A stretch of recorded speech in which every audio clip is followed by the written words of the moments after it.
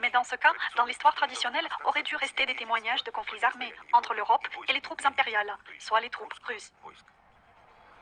En effet, les documents historiques disent qu'à cette époque, au milieu du XVIe siècle, durant 25 ans, de 1558 à 1583, la Russie a fait une guerre que l'on appelle la guerre de Livonie.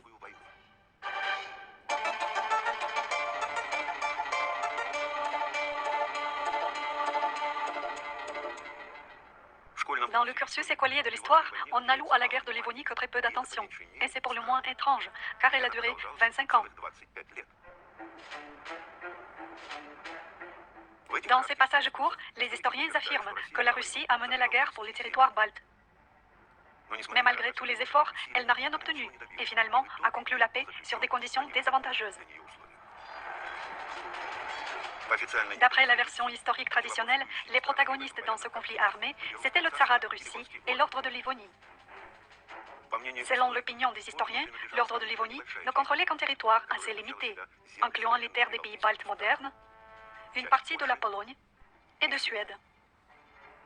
Au résultat, les historiens nous montrent un tableau incohérent. Le grand État russe, durant longtemps, faisait la guerre sans succès à une petite et fière Livonie.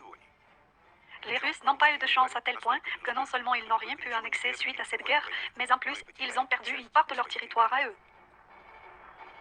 Si on étudie ces événements historiques de façon plus détaillée, on se rend compte que durant cette guerre, la Russie s'est battue contre quasiment la moitié de l'Europe.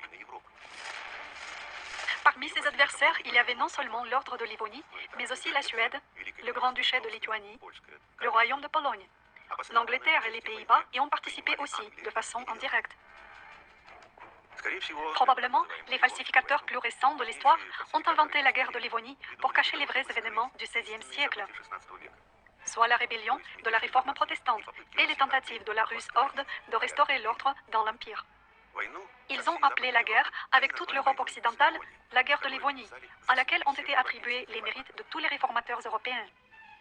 Il faut remarquer qu'à cette époque, les Russes appelaient Latini ou Lituanie, ou aussi Livonie, toute l'Europe occidentale.